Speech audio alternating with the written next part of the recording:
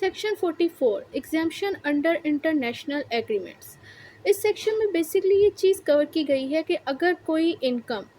Under international agreements यानी कि international treaties के अंदर एग्जाम्शन ऑफ टैक्स हासिल होती है किसी इनकम को इंटरनेशनल ट्रीटी के तहत, तो उस इनकम का क्या स्टेटस होता है। तो ऐसी इनकम का स्टेटस बेसिकली ये होता है कि वो एग्जाम्प्ट ऑफ टैक्स ही होती है, यानी अगर किसी इनकम को इंटरनेशनल ट्रीटी या इंटरनेशनल एग्रीमेंट के तहत ये एग्जाम्पशन हासिल होगी कि उस पर टैक्स नहीं लगेगा, तो उस पर टैक्स नहीं लगता। ये सेक्शन का मेन पॉइंट ऑफ व्यू, यही चीज़ जो है वो सेक्शन के अंदर डिस्कस की गई है। टोटल 4 सब सेक्शन है इसको हम लोग बेयर से रीड तो करेंगे, लेकिन उससे पहले जो है वो सेक्शन 44 के बारे में एक और चीज़ क्लियर कर लेते हैं, क्योंकि जब सेक्शन 44 की जो है वो सेक्शन 54 जो है इसी ऑर्डिनेंस का, उसके साथ इसकी कंट्राडिक्शन बनती है। क्योंकि जब हम लोग सेक्शन 54 को पढ़ेंगे तो वहाँ पर एक चीज़ लिखी होगी कि अगर किसी दूसरे कानून के अंदर कोई एग्जाम्पशन ऑफ टैक्स या कंसेशन या रिडक्शन ऑफ टैक्स या reduction of tax liability mention की गई हो, या not operation of any tax provision of this ordinance हो, किसी कानून के अंदर ऐसा हो, यानी आप ये कह लें कि किसी कानून के अंदर कोई किसी टैक्स से आपको माफ़ी दी गई हो लेकिन वो इस ऑर्डिनेंस के तहत माफ़ी नहीं दी गई हो, तो उस टाइम ये कंसीडर किया जाता है कि भाई जब तक अकॉर्डिंग टू दिस ऑर्डिनेंस यानी इनकम टैक्स ऑर्डिनेंस 2001 के तहत आपको टैक्स कंसेशन टैक्स एग्जेम्पशन नहीं मिल रही, तब तक आपको जो है अगर किसी कानून के अंदर मिल भी रही है तो उसकी कोई कानूनी हैसियत नहीं है, मतलब वो इफ़ेक्टिव नहीं होती, उसको आप ऑपरेट नहीं करवा सकते, उसे आप एग्जीक्यूट नहीं करवा सकते। तो एक तरफ तो कानून का सेक्शन 54 ये बात कहता है, तो दूसरी साइड पे आप सेक्शन 54 को पढ़ें तो इसमें लिखा हुआ है कि अगर इंटरनेशनल एग्रीमेंट के तहत आपको एग्जाम्पशन ऑफ टैक्स मिल रही है और कानून नहीं दे रहा है, यानी इनकम टैक्स ऑर्डिनेंस नहीं दे रहा, तो उस सिचुएशन में इंटरनेशनल एग्रीमेंट सुपरसीड कर जाएगा।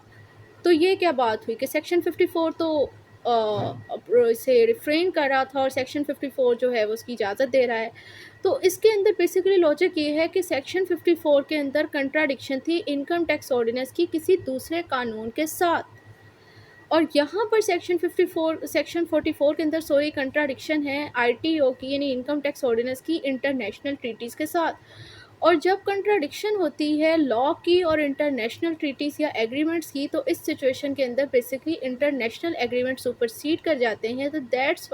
द रीज़न कि अगर आपको किसी टैक्स के ऊपर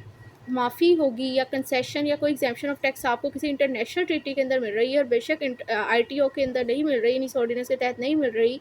तो इस सिचुएशन के अंदर इंटरनेशनल एग्रीमेंट जो है वो सुपरसीड कर जाएगा, मतलब आपकी वो जो एग्जाम्पशन ऑफ टैक्स की क्लाउज है वो बरकरार रखी जाएगी। आई होप ये पॉइंट क्लियर हो गया होगा। आप सेक्शन 44 की तरफ जाते हैं, इसको बेरट से रीड करते हैं। Section 44 sub section 1 state that any Pakistan source income which Pakistan is not permitted to tax under a tax treaty shall be exempt from tax under this ordinance। Subsection 1 simple है कि अगर कोई Pakistani source income है जो कि किसी tax treaty के अंदर नॉट लाइबल टू टैक्स है, यानी उस पर टैक्स नहीं लगता उस इनकम पर, तो वो इनकम आपकी इस ऑर्डिनेंस के अंदर भी एग्जेम्प्ट ऑफ टैक्स ही समझी जाएगी। आप ये भी कह सकते हो कि जो क्वेश्चन अभी मैंने आपके साथ डिस्कस किया कि अगर कंट्राडिक्शन आ जाती है आईटीओ के अंदर और इंटरनेशनल एग्रीमेंट के दरमियान, यानी कंट्राडिक्शन आ जाती है किसी एग्जेम्पशन ऑफ टैक्स के मामले में कि वहाँ पर इंटरनेशनल ट्रीटी और आईटीओ के किसी प्रोविजन के दरमियान कि इंटरनेशनल ट्रीटी के अंदर तो आपको वो एग्जाम्पशन ऑफ टैक्स हासिल होती है लेकिन आईटीओ के किसी प्रोविजन के अंदर हासिल नहीं होती, तो उस सिचुएशन के अंदर इंटरनेशनल ट्रीटी प्रिवेल कर जाएगी, और उसका रीज़न है सेक्शन 44 का सब सेक्शन 1, क्योंकि वो बता रहा है कि अगर आपको किसी जगह पे कोई इनकम आपकी एग्जाम्प्ट ऑफ टैक्स है किसी टैक्स ट्रीटी के अंदर, तो वो इस ऑर्डिनेंस के अंदर भी exempt of tax he consider की जाएगी, यानी उस इनकम पर टैक्स नहीं लगेगा। तो आई होप ये चीज़ ये लॉजिक समझ आ गया होगा। वजह सब सेक्शन 2 की तरफ। सो सब section 2 state that any salary received by an individual not being a citizen of Pakistan shall be exempt from tax under this ordinance to the extent provided for in an aid agreement between a federal government and a foreign government or a public international organization। So subsection 2 simple कह रहा है कि अगर कोई add agreement यानी कोई international treaty, क्योंकि add agreement basically कोई इंटरनेशनल ट्रीटी मुआहदा ही हुआ ना, गैर बैन अवी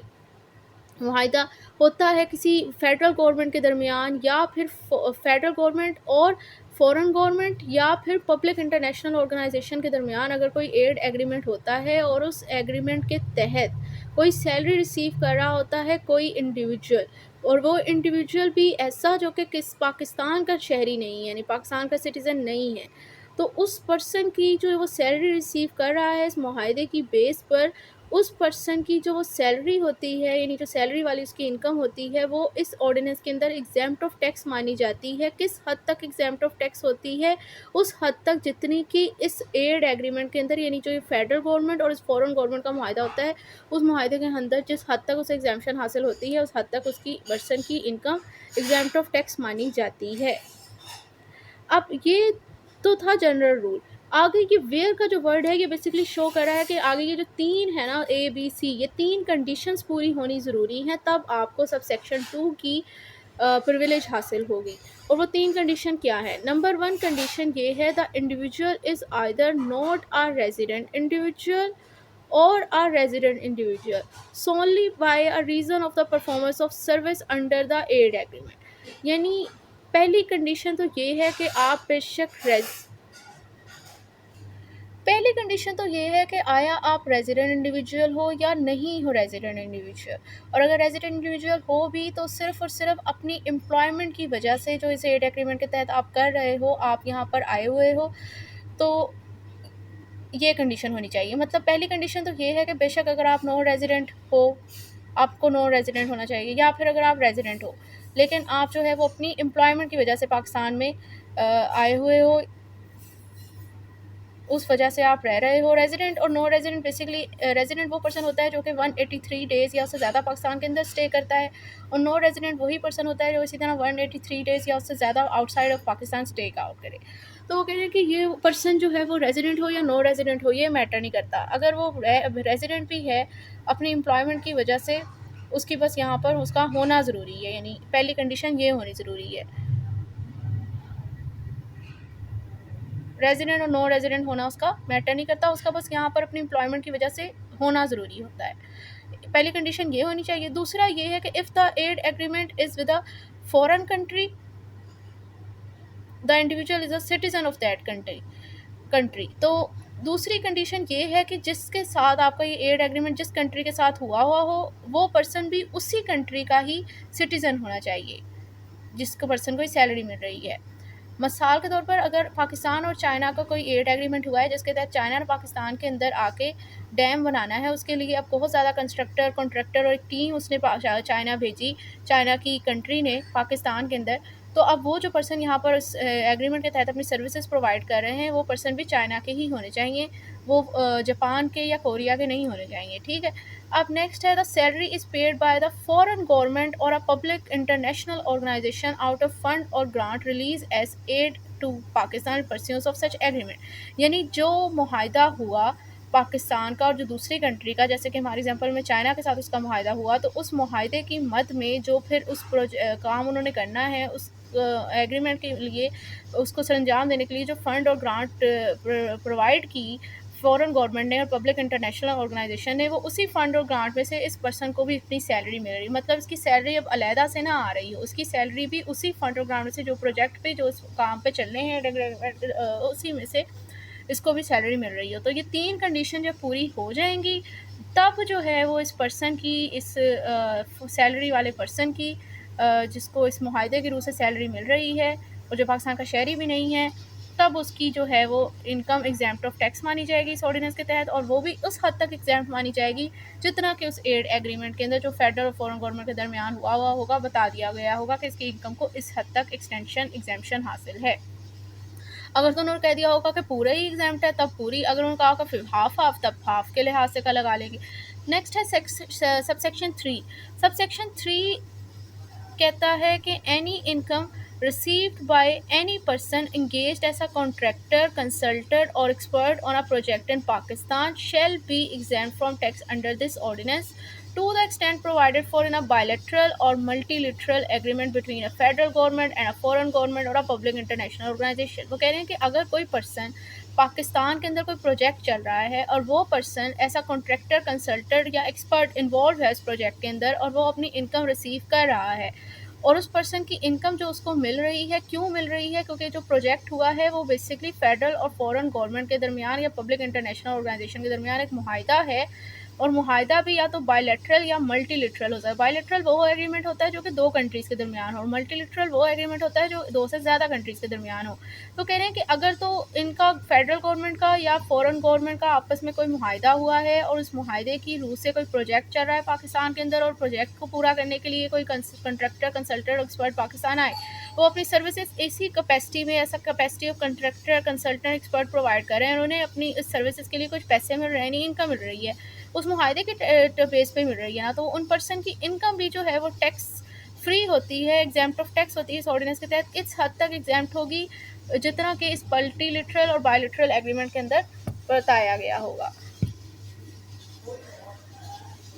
ये जो सबसेक्शन 3 की प्रिविलेज है, इसको हासिल करने के लिए भी 3 नीचे सब कंडीशंस प्रोवाइड की गई हैं, उनका पूरा होना ज़रूरी है। सबसेक्शन 3 की प्रिविलेज को हासिल करने के लिए फर्दर आगे 3 कंडीशंस हैं, वो पूरी होंगी तभी आपको सबसेक्शन 3 की प्रिविलेज हासिल होगी। तो कौन सी कंडीशन है? नंबर 1 कंडीशन है the project is financed out of grant fund in according with the agreement, यानी जो उस प्रोजेक्ट का ऊपर जो फाइनेंस लग रहा है, यानी जो उस प्रोजेक्ट को स्पॉन्सर किया जा रहा है, वो उसी फंड में से किया जाना चाहिए जो कि उस एग्रीमेंट के तहत आपको मिला हो। मतलब जो मुआहिदा हो गया पाकिस्तान की गवर्नमेंट या किसी दूसरी कंट्री के दरमियान कि हमने ये प्रोजेक्ट स्टार्ट करना है, और उसको प्रोजेक्ट को स्टार्ट करने के लिए फिर कोई फ़ंड वगैरह प्रोवाइड किया गया, उसी फंड में से ही उस प्रोजेक्ट के ऊपर पैसा लगना ज़रूरी है, यानी उस प्रोजेक्ट की स्पॉन्सरशिप होना ज़रूरी है। नंबर 1 कंडीशन तो ये होनी चाहिए।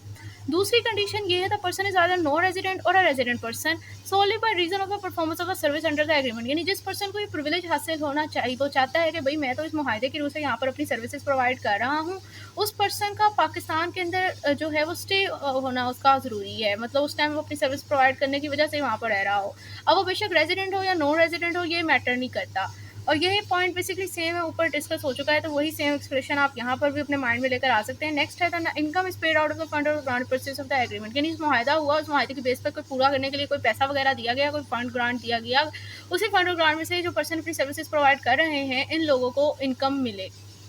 ये 3 कंडीशन जब पूरी हो जाएंगी तब इन लोगों को जो कि अपनी इस प्रोजेक्ट के अंदर ऐसा contractor, consultant, expert services provide कर रहे हैं, इनकी इनकम एग्जाम्प्ट ऑफ टैक्स मानी जाएगी और इस पर टैक्स नहीं लगेगा। ये नहीं है कि टैक्स बिल्कुल ही नहीं लगेगा, ये मैटर करता है कि कितना टैक्स लगेगा,